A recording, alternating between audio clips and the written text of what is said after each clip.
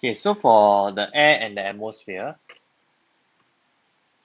first of all, you will need to know what are the composition of air and how it varies with time and place. So for composition of air, right, 21% of it is oxygen, 78% is nitrogen, while the rest is actually noble gases like your argon, your group zero elements, as well as your carbon dioxide. This percentage of number, this is something that you need to remember. And do take note in MCQ if they ask for which of the composition of air is the largest, nitrogen is the one. Okay. So how are we able to actually obtain air, gas from the air? Or how do we separate air?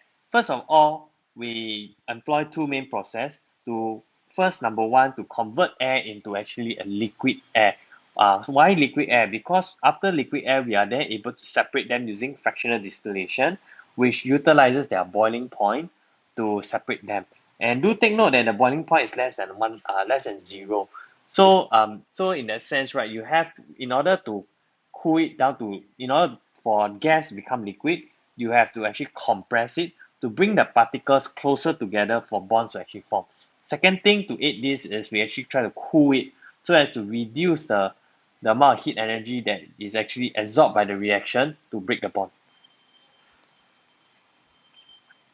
For air pollution, what exactly is air pollution? Air pollution is the condition in which your air will contain a very high concentration of chemicals that can lead to any harm to living things and even damage non-living things.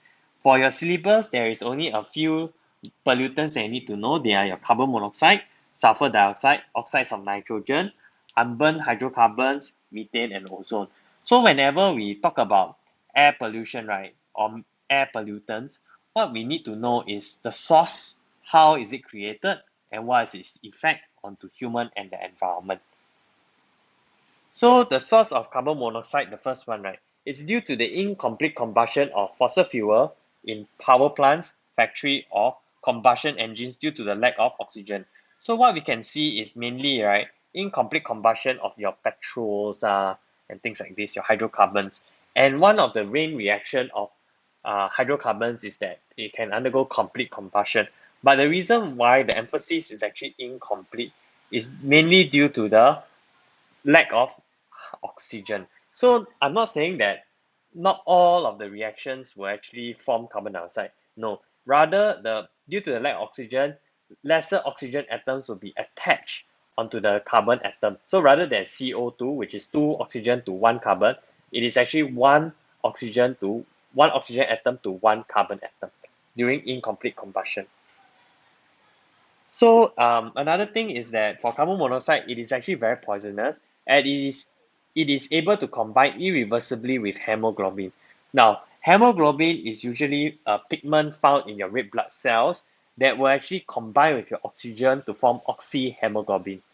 However, because of carbon monoxide, it will compete with oxygen to bind with hemoglobin and hence form your carboxyhemoglobin. Now, when you have lesser pigments of your red blood cell to actually combine with oxygen, right? Therefore, you have lesser oxygen to be transported around by your red blood cells. Hence, this will reduce the ability of hemoglobin to carry oxygen to other parts of the body. And one of the effect of this is due to this lack of oxygen around your body, right, is you get headache, you get fatigue, you have difficulty in breathing. More severe cases, you can have damage to your heart, loss of consciousness, and eventually death, as your body tissues, they do not actually receive any sufficient amount of oxygen to actually undergo its daily processes. So combustion of for sources of sulfur dioxide, there is the combustion of fossil fuel again, like a petrol. However, it must contain sulfur impurities. And this is where you could actually find it very common, the sulfur to be very found mainly in volcano areas. So that's why when you have areas that contain high sulfur and areas that actually will generate a lot of heat, this will actually lead to the formation of your sulfur dioxide. Do take note that over here they didn't say incomplete combustion. Down here they say it's the full combustion of fossil fuel that contains your sulfur impurities. So what can it cause? It can cause eye irritation, inflammation of the lungs at high levels. That means the sulfur dioxide actually damages the tissues, the cell tissues of the lungs, and of course leading it to result in formation of breathing difficulty. Sulfur dioxide alone cannot form acid rain. It has to actually combine with water and oxygen, rainwater and oxygen to form acid rain. And one of the effect of acid rain is the corrosion of buildings and the harm of aquatic life and plants. Reason being because plants needs actually a more neutral alkaline pH to grow. For your aquatic life, like in the ponds, you will also want a more neutral kind of pH. So another example of an air pollutant is your oxides of nitrogen, where this actually happens more during the internal combustion engine that contains your nitrogen element. So lightning activity would also play a role in the formation of oxides of nitrogen. Why? Because in the surrounding air, in the clouds, it contains a very high percentage of nitrogen as well as oxygen. If we remember in the air composition. So the lightning activity actually helps to channel that environment of high heat energy. So that at high heat energy, nitrogen will combine with oxygen to form your nitrogen monoxide, and that your nitrogen monoxide will then react with your oxygen to produce your nitrogen dioxide. So in other words, your oxides of nitrogen. Some of the effects of oxides of nitrogen include causing eye and lung irritation, inflammation of the lungs at high levels, and of course breathing difficulty. Combined with oxygen and rainwater also to form acid rain. So what we see is that for oxides of nitrogen as well as sulfur dioxide, when they react with oxygen and rainwater, they can actually form acid rain. And the formation of acid rain will then result in the corrosion of building and the harm to aquatic life and plants. These are the other source of other types of air pollution, like for example, unburned hydrocarbon. When they are released in the car exhaust or chemical plants, they actually form soot, which is those kind of black color solid particles. That's why we will see when firefighters, right, after they enter into a burning house, they come out, right, they'll be covered, they'll be black color because they are in soot. Methane is another example that is produced by animal matter of decay as well as plant decay. It is generally released also due to the digestion of your cows and sheep the food. And they are also produced when your rubbish in landfills and decay. So basically methane is a gas that is also a natural air pollutant. Ozone at ground level, not the ozone layer, is formed when your nitrogen dioxide in air reacts with any unburned hydrocarbon in sunlight. Okay, now let's look into acid rain that is generally formed from your oxides of nitrogen as well as your sulfur dioxide, okay, in the presence of water and air. So what you would see is that the acid form, right, is actually your sulfurous acid, like your H2SO4, and also your sulfuric acid. After your sulfurous acid has been undergone some oxidation, the oxygen is present in the environment air. Nitrogen dioxide will be able to react with oxygen and water to form your nitric acid, which is your HNO3. So you could see that these are the ones which actually forms your acid rain. Acid rain may not necessarily be those that you use in the lab, but they are equally harmful for certain um, buildings. Okay.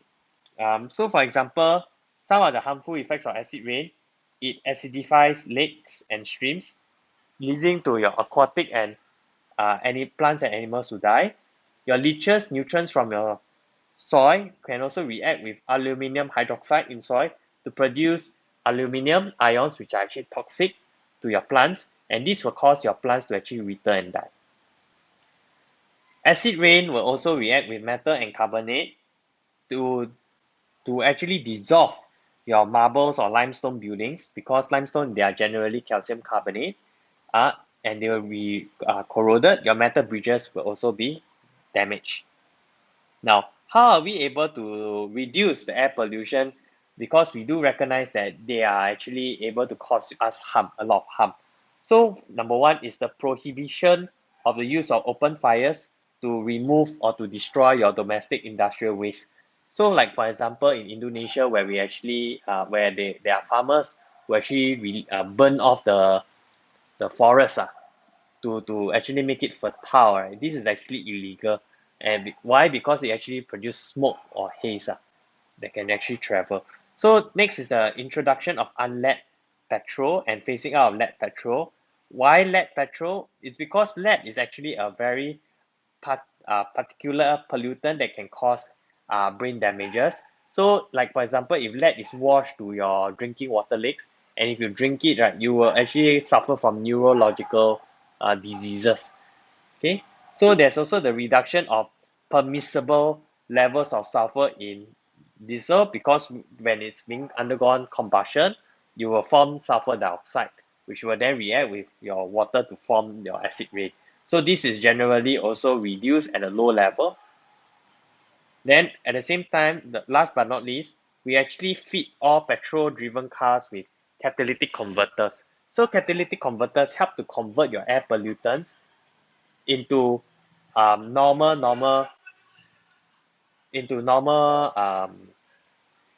non-air pollutants.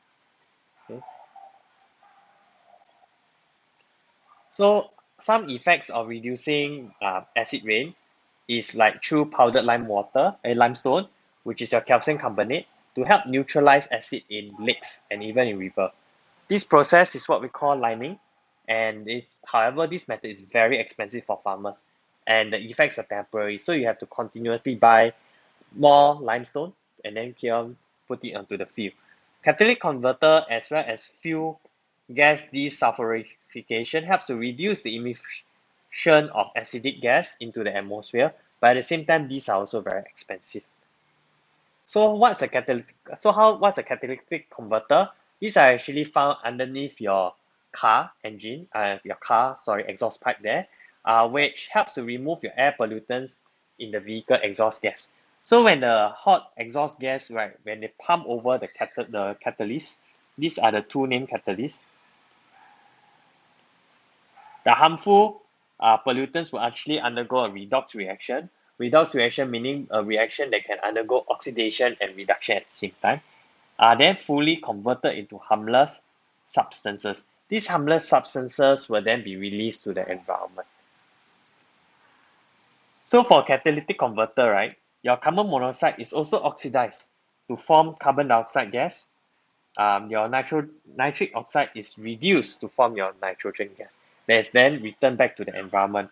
Any unburned hydrocarbons will be oxidized to form your carbon dioxide and water. So these are also the chemical equations for the reaction to occur. Other measures to reduce air pollution caused by motor vehicles. Number one, you burn less fossil fuel. You use lightweight alcohols to make your car bodies to improve fuel efficiency. You switch to your hybrid electric vehicles to help to reduce your exhaust gas emission, and you use alternative fuel such as your hydrogen fuel, where the products of combustion can actually become harmless. Now, this is also another thing that usually in O level they can actually test you, which is your fuel gas desulfurification, and this is where you want to minimize the effects of your sulfur dioxide pollution. So how can you do it? Number one, you remove the sulfur from your fossil fuel before you burn it. This would actually naturally remove the main source of burning for your fossil fuel that contains sulfur. However, this process is very expensive and difficult to actually manage and control it. So we remove sulfur dioxide from waste gas form when the fossil fuel undergoes combustion. And this is actually a cheaper way, and the waste gas are what we call the fume gases. So this process of removing sulfur dioxide from fume gases is what we call desulfurification. So how do we go about doing it? First, we pass the fume gas into the container. We actually use calcium sulfide to actually react with the fume gas to purify it such that not sorry, what am I saying? Again, so what happens is you first put the fume gas inside. The purification chamber would then allow your calcium carbonate and water to enter. So this calcium carbonate and water will then react with your fume gas, which is your sulfur dioxide, to form calcium sulfide. So this calcium sulfide will actually be able to take up all the sulfur content, whereas the cleaner version of the gas would then be channeled to the chimney and be released as clean gas, which are mainly your carbon dioxide or normal air. We can now talk about the ozone layer, where the ozone is this pale blue gas found in the upper layer of the atmosphere, your stratosphere. And this generally acts as a shield to actually protect us from any of the harmful ultraviolet radiation from the sun. So all these, right, while why ultraviolet? Because ultraviolet radiation can actually also result in the formation of skin cancer. So at least having the ozone layer there helps to remove or to shield up all this UV radiation.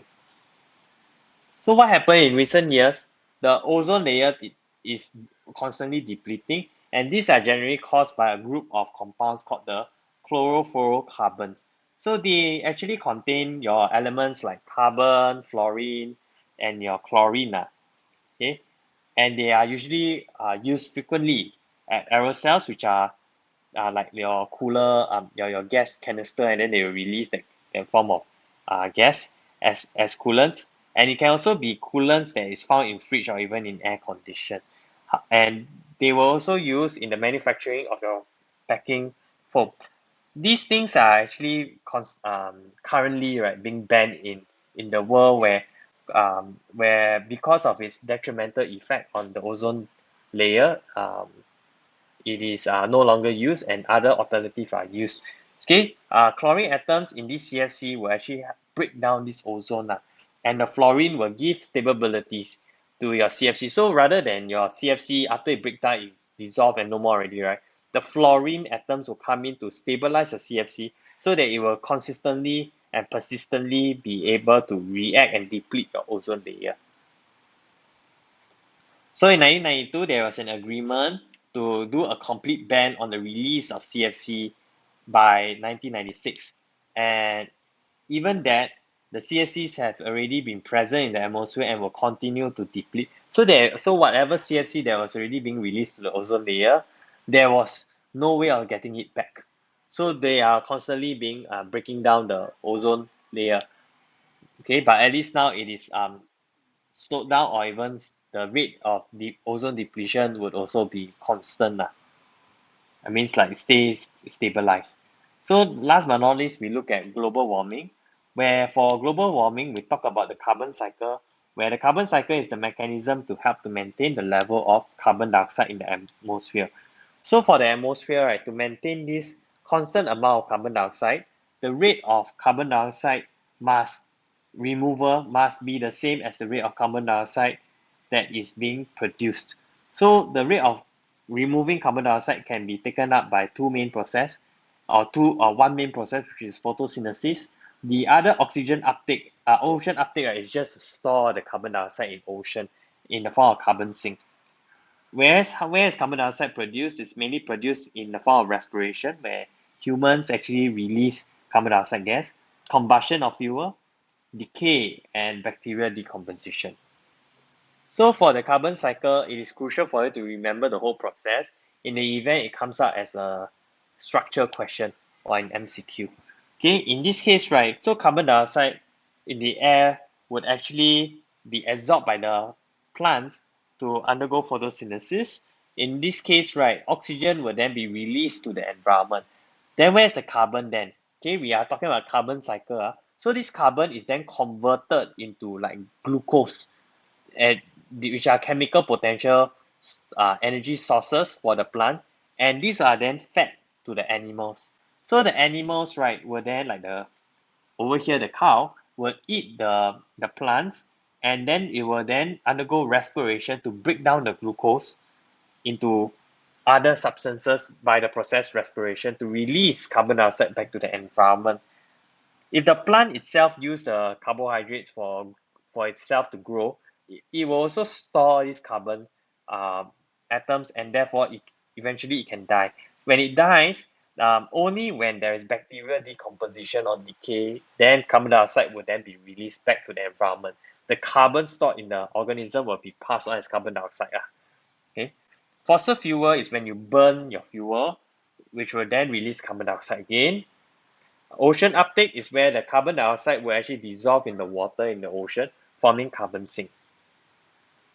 So these are the equations in which respiration is and combustion actually follows. You might be tested on how to write the chemical equation. So photosynthesis removes carbon dioxide, and you would see that you tend to use not so much on sunlight, but actually your light energy. And the presence of chlorophyll. So light energy and chlorophyll, they do not have any form of chemical equation. Therefore, they are just there to help to supply the amount of energy and the pigment for the photosynthesis to undergo. And photosynthesis is generally the reverse process of respiration. So why is this important then? To help to manage your carbon cycle, right? Because we do not really want a lot of carbon dioxide in the atmosphere. Why? This will actually lead to the greenhouse effect, where certain gas in the atmosphere, right, allow visible radiation from the sun to reach the Earth's surface. However, when there's actually some of this radiation that is being released back, we cannot actually stop it from going out back to the outer space. Instead, it is being trapped in Earth due to the presence of the gases. So let's say this is Earth, and we have a layer of greenhouse gases. What we will see is that the sun ray would actually first hit onto Earth, and then it cannot release back up. This inevitably would then cause us to actually increase in um, the surrounding temperature, leading to leading to this effect called the greenhouse effect. So the gas which traps the energy are what we call the greenhouse gases. Some of these are examples are like your methane, your carbon dioxide, and water vapor. As without these gases, the Earth's surface would have already reached at about would have actually a temperature of about 40 degrees, minus 40 degrees Celsius. So for global warming, right, when we keep burning and we clear a lot of forests at very large scale and release a lot of all these greenhouse gases, there is actually a sudden buildup of carbon dioxide in the environment. This will mean that this increase in greenhouse gases will trap more heat to the environment and thus leading to an increase in your world temperature. So global warming has other effects. For example, there will be a lot of unusual occurrences of weather conditions. There will be a decrease in crop yields worldwide because crop yields are very dependent on the temperature of the surrounding. You have also the melting of large quantities of ice in the North Pole and South Pole, leading to floods. Okay, this is because higher temperature will cause the ice cap to actually melt and therefore increase in the sea level, leading to floods. And of course, rapid evaporation of water from the Earth's surface will also result in the release of carbon dioxide in the ocean. Because the ocean stores a lot of carbon dioxide, or I won't say carbon dioxide, but carbon materials. Okay, so that's the end of this chapter. You can rewatch this video to get a better understanding.